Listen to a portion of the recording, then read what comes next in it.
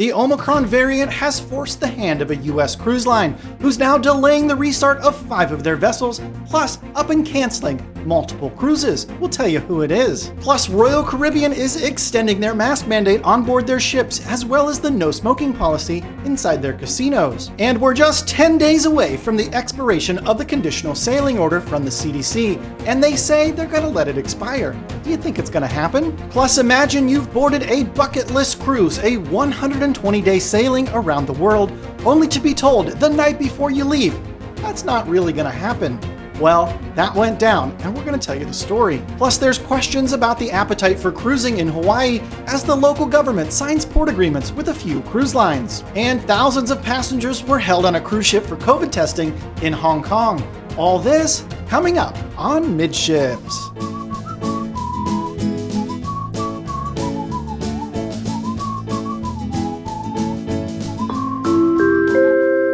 Hey, welcome to the Midships YouTube channel. I'm your Captain Corey. Thank you so much for stopping by the channel today. Well, we're officially just 10 days away from the closure of the conditional sailing order by the CDC, and they say they're actually going to let it expire this time. Let's learn a little bit more right away from cruisecritic.com. CDC says cruise ship conditional sail order will become voluntary despite Omicron. By Aaron Saunders. The US CDC reaffirmed to Cruise Critic on Wednesday that its long-standing conditional sail order, which we're just going to call CSO going forward, will transition to a voluntary program beginning January 15th.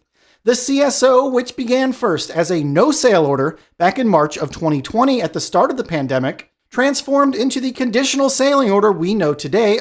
The order outlines numerous health and safety protocols cruise lines have to follow to operate ships safely during the ongoing pandemic. And the CDC has confirmed the CSO is expected to officially end as a mandated program as of 12:01 a.m. on January 15th, at which point it transitions into a voluntary program. And despite the official end of the CSO as an agency mandated program, cruise lines are widely expected to continue to follow the guidelines set forth in the conditional sailing order. So for the first time since 2020, you can count on your own fingers how many days left that we'll be sailing under the conditional sailing order. Wait, what's that? You notice my t-shirt and you want to look at it?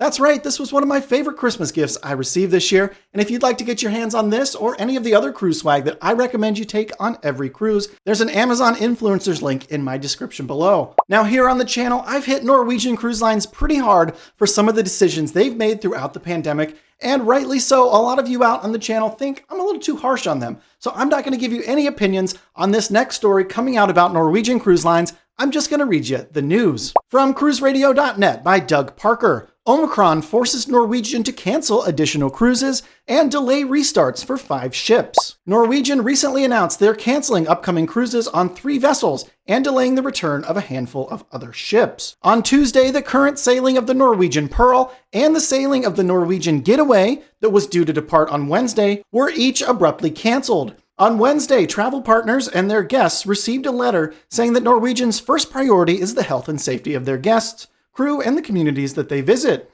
Due to the ongoing travel restrictions, Norwegian has had to modify a few sailings, and unfortunately, they've had to cancel the following voyages. Beginning with the Norwegian Sky out of Miami, the Pride of America. So the Pride of America, it's a really unique ship, and if you know what makes it so unique, go ahead and comment it in the comments below this video. I'll let you know the answer later on in today's episode. Pride of America now will resume operations from Honolulu on March 5th. The Norwegian Sun is going to now be restarting in Seattle on May the 5th. In addition, there's 3 ships that had already returned to service that will have several sailings canceled. Norwegian Getaway will sail again on January 14th from Miami, followed by the Pearl on January 17th, also out of Miami, and Norwegian Jade will restart operations March 30th from Civitavecchia in Rome, Italy. So Frank Del Rio and company coming down hard on the Omicron variant. And geez, oh man, am I struggling to hold my tongue on this one, but I made you guys a promise, no comments on my opinion about the Norwegian cruise shutdown. Although I want to ask you out there, do you think Norwegian is going to end up being the only cruise line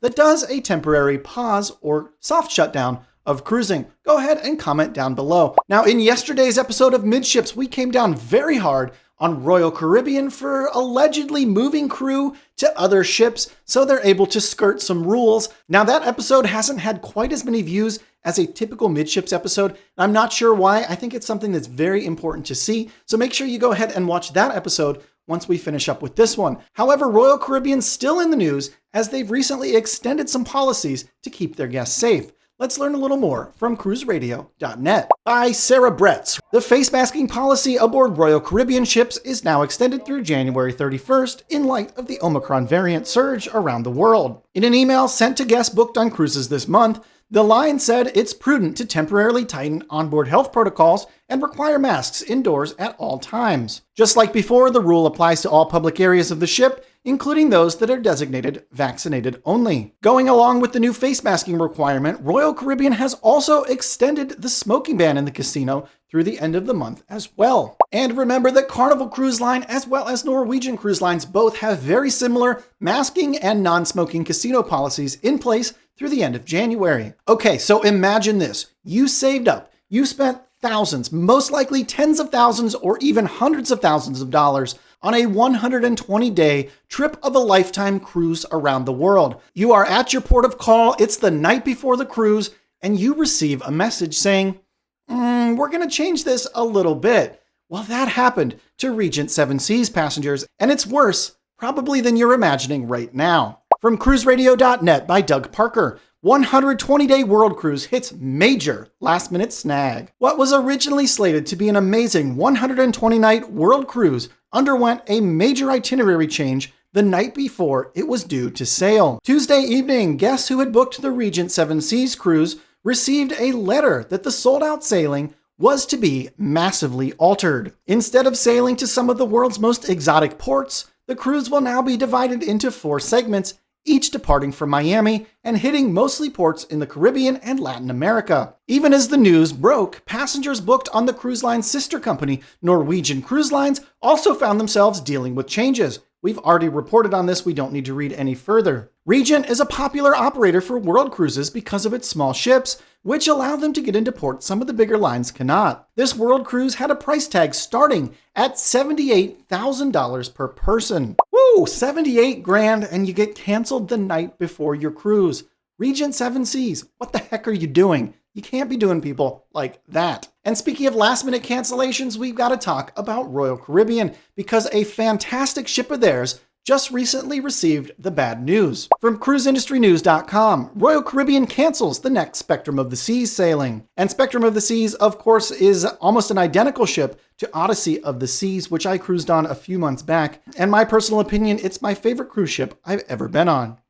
Royal Caribbean has canceled the January 6th sailing aboard Spectrum of the Seas from Hong Kong, following what it said was a notification from the Hong Kong Department of Health regarding 9 close contacts of a confirmed community COVID infection who's traveling on board Spectrum of the Seas right now on the cruise that departed January 2nd. After receiving the notification, 9 guests were immediately put into quarantine and tested, all found to be negative, according to Royal Caribbean.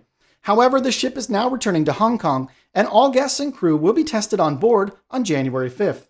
That's right now. A second round of testing will be required for the crew on January 7th, leading to the canceled January 6th sailing. And of note, Spectrum of the Seas has been sailing short cruises to nowhere. That's a cruise where you don't make any port of calls, you just sail around and go back home a few days later since September of last year. So you remember that question I asked a few minutes ago about the Pride of America and what makes her so special? Well, I hope you wrote in the comments below that it is the only major cruise ship to be flagged in the USA. That's right, not flagged in Panama, not flagged in the Bahamas, right here in the good old US of A. And speaking of the good old US of A, we cannot ignore Hawaiian cruises any longer. Let's learn a little bit more coming out from Hawaii. From KHON 2 in Honolulu, there are now officially agreements with Carnival and Norwegian Cruise Lines for the restart of cruise travel to Hawaii.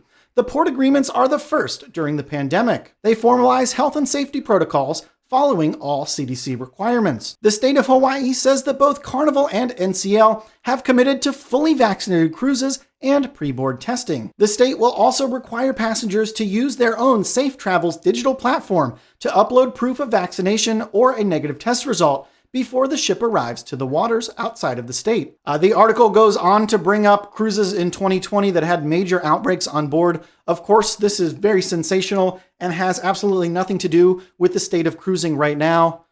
It's really unfortunate that most journalists only remember the Diamond Princess and everything that went down on that. Obviously, we had no idea what we were up against at that point in time, so it's a totally unfair comparison.